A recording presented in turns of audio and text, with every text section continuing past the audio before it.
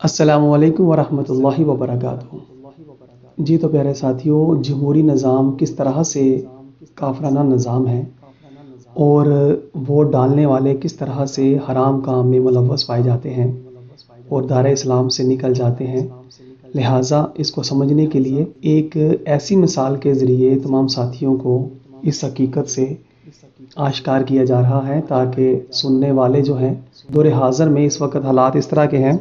کہ ہر بندہ فرنگی تعلیم کی وجہ سے بہت زیادہ رنگین مزاج کا ہو چکا ہے۔ تو یہ جو مثال میں پیش کرنے لگا ہوں، وہ ساتھی جو رنگین مزاج ہیں ان کے لیے اچھی بھی لگے گی انہیں اور وہ آخر تک سن بھی لیں گے۔ ایک شخص نے نکاح کیا اور اپنی خواہش پوری کی، جبکہ ایک شخص نے نکاح کے بغیر کسی عورت سے اپنی خواہش پوری کی۔ کام دونوں نے ایک ہی کیا تھا، اپنی خواہش کو پورا کیا تھا۔ لہٰذا ایک مفتی صاحب سے پوچھنے پر کہ حضور یہ بتائیں کہ ان دونوں لوگوں کے بارے میں کیا حکم ہے، تو مفتی صاحب نے کہا جس نے نکاح کیا اس کو اپنی خواہش پوری کرنے پر بھی ثواب ملا، کیونکہ اس نے شریعت کے مطابق پہلے نکاح کیا پھر صحبت کی، مگر جس نے نکاح کے بغیر اپنی خواہش پوری کی وہ زانی ہے،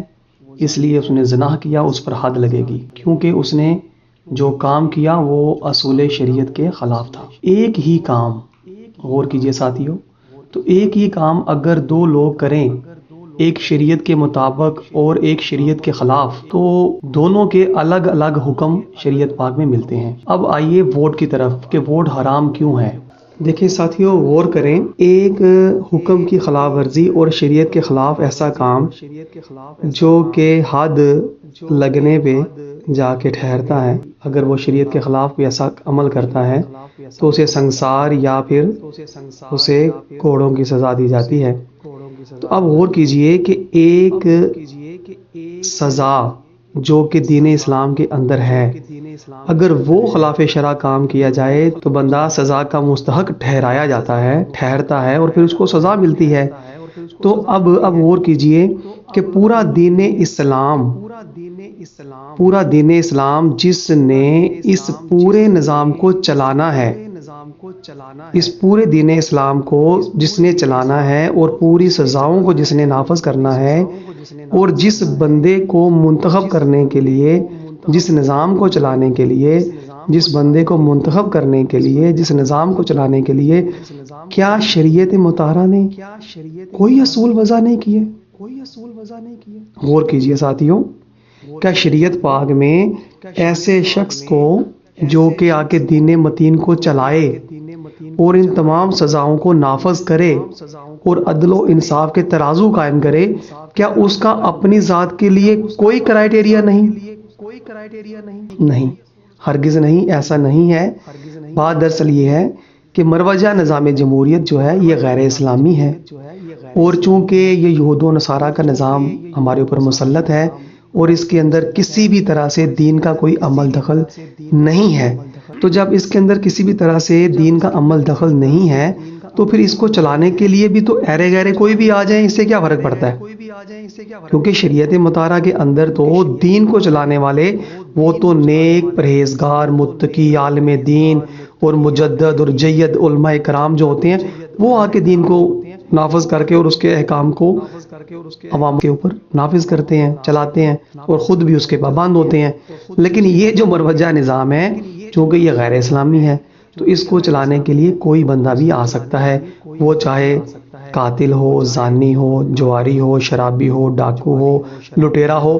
کوئی بھی ہو، اس سے کوئی فرق نہیں پڑتا۔ تو یہی وجہ ہے کہ اسلام اور کفر، حق اور باطل، روشنی اور اندھیرا، سچائی اور جھوٹ، نیکی اور بدی، یہ الگ الگ چیزیں ہیں، ان کا آپس کے ساتھ کوئی رشتہ نہیں ہے، یہ ضدیں ہیں ایک دوسرے کی۔ اب اسلام کی ضد ہے کفر کے نظام کے لیے کوئی بندہ بھی آ جائے، لیکن اسلام ایسا روشن دین ہے کہ اس کے نفاذ کے لیے روشن انسان ہی چاہیے، جس کا کردار، افعال، وہ سارا دین اسلام کے ساتھ مزین ہوگا، وہ روشنی کا ایک منار ہوگا۔ روشنی کے منار جب آئیں گے تو پھر ہی وہ روشنی کو آگے قائم کر سکیں گے۔ اسلامی نظام حکومت میں خلیفہ منتخب کرنے کے بھی کچھ اصول ہیں جو اصول شریعت نے ضروری رکھے ہیں، مگر ووٹوں کے تمام اصول شرعی اصول کے متصادم ہیں۔ اسلام تقوی اور پرہیزگاری دیکھتا ہے، اور یہاں جمہوریت میں جتنا زیادہ سزا یافتہ ہوگا وہ اتنے ہی بڑے عہدے پہ فائز ہو سکتا ہے، جس کی زندہ و جاوید مثال دور حاضر میں زرداری، جی ہاں، زرداری کی نہایت آسانی سے مثال دی جا سکتی ہے۔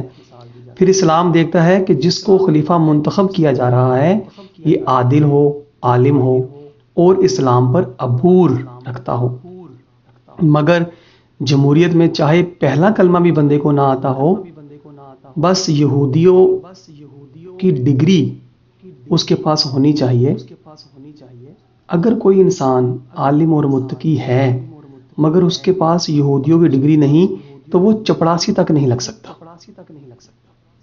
مگر غور کیجئے ساتھیوں، میں دوبارہ پھر عرض کروں گا،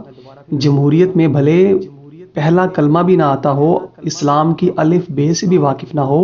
مگر وہ حکومتی اعلیٰ عہدوں تک پہنچ سکتا ہے اس نظام جمہوریت میں۔ مگر یہودی تعلیم کی ڈگری اگر پاس نہیں ہے تو اگر وہ عالم دین ہے، مفتی ہے، فاضل ہے اور بڑے سے بڑا مجتہد اور جناب شیخ الحدیث ہے تو وہ چپراسی بھی اس نظام کے تحت نہیں لگ سکتا۔ مگر اب آپ خود سوچئے کہ جس کے پاس یہودی ڈگری ہے، چاہے اس کو اسلام کا کچھ بھی پتہ نہ ہو، مگر وہ وزیر اعظم اور صدر تک بن سکتا ہے۔ موجودہ طریقہ انتخاب جو ووٹ ہے یہ ضد ہے اسلامی طریقہ انتخاب کا، لہٰذا جو چیز اسلام کے اصولوں کے احکام سے ٹکراتی ہو، اس کے مد مقابل ہو، وہ باطل کہلاتی ہے، اور باطل طریقوں سے کبھی اسلام نافذ نہیں ہوتا۔